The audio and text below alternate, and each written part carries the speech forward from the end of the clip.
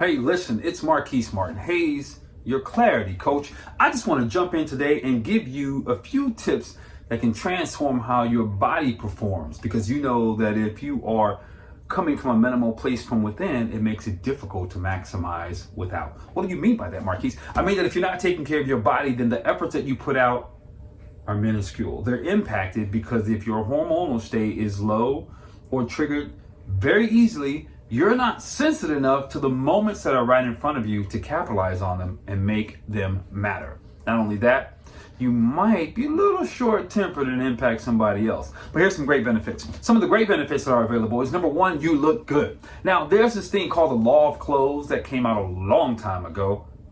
It's still true.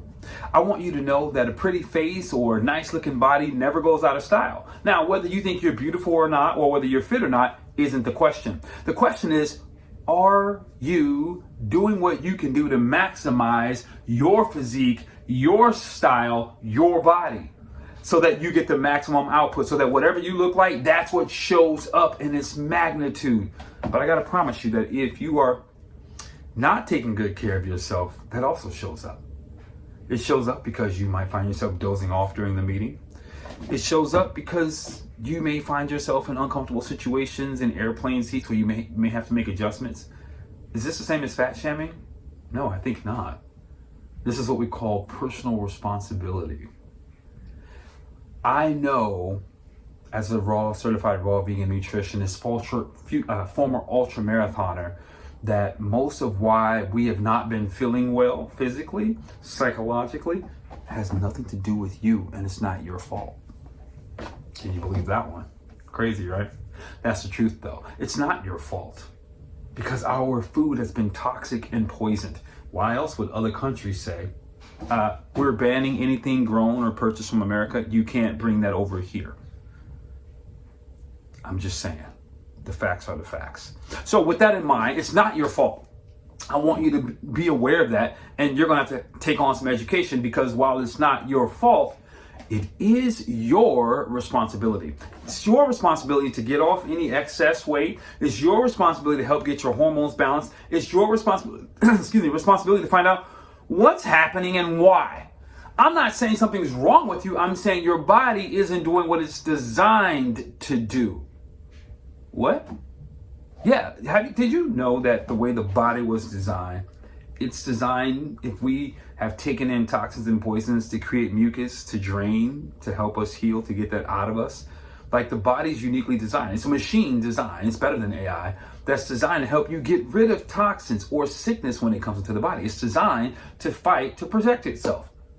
But too often in our economy, we're eating and consuming foods on the go. So we get prepackaged or whatever is available at a fast food joint, and unfortunately, it doesn't serve us.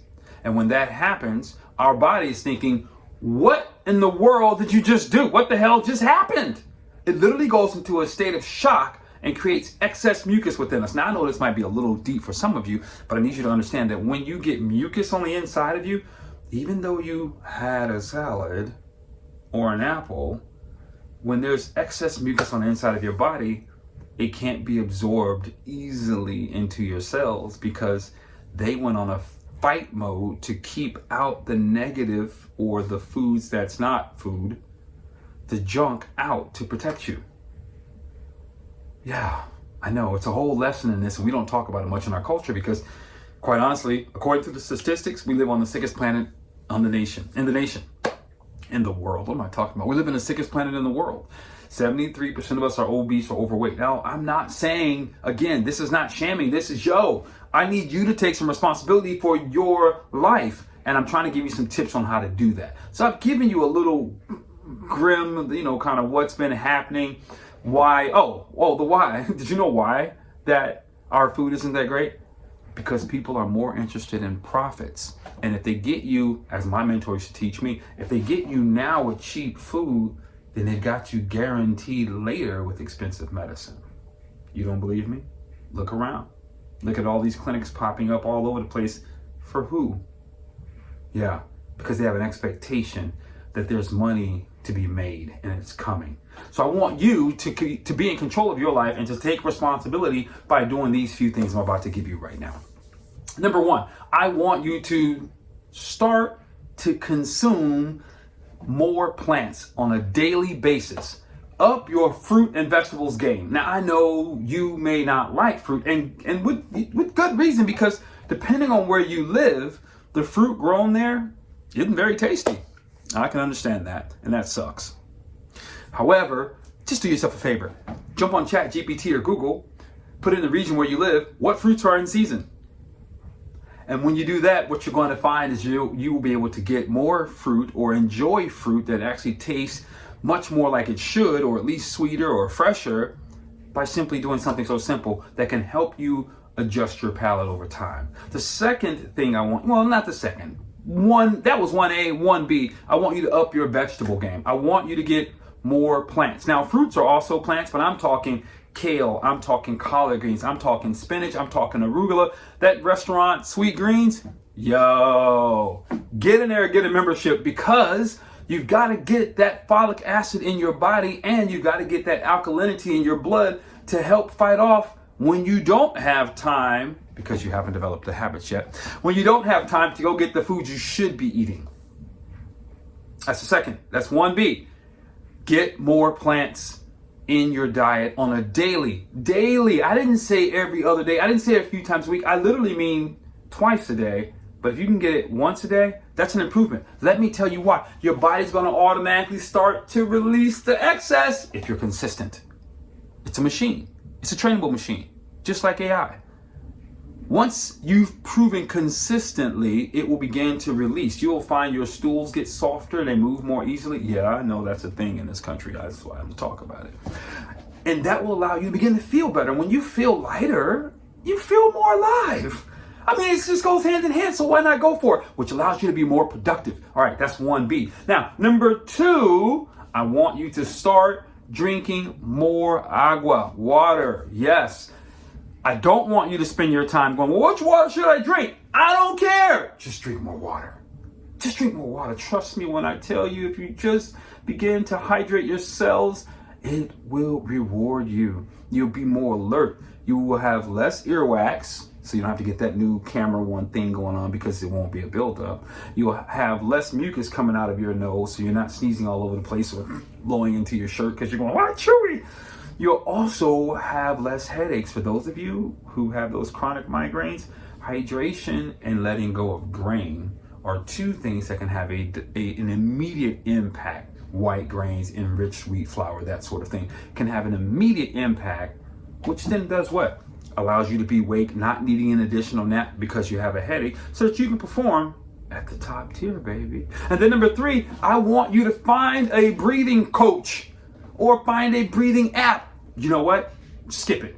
Go online, go to YouTube, type in breathing for 5 minutes, and just do what they do. One of my favorite ones is Tony Robbins, when he goes over this breathing session. Now, it's a little more engaging, but I send it to people all the time. It's only 10 minutes. But why? Okay, tell me this. How many weeks can you live without eating food before you die? That's probably right. Maybe add on another week or 2.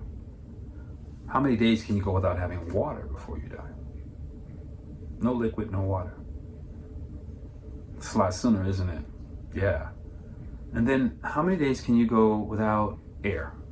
Okay, should I say moments, minutes? I'm just dropping this out here really quick. This is one of those little nuggets. Food is the least important thing you need to be doing, but you should be doing it right to help you. That's what's going to help give your body the fuel it needs to heal and repair. Then water is even more important than food to help you get rid of waste, stop being constipated, which allows you to have less bloatedness and a clearer mind, because coffee is not what's actually going to help you. Although I'm an espresso fan, I must admit.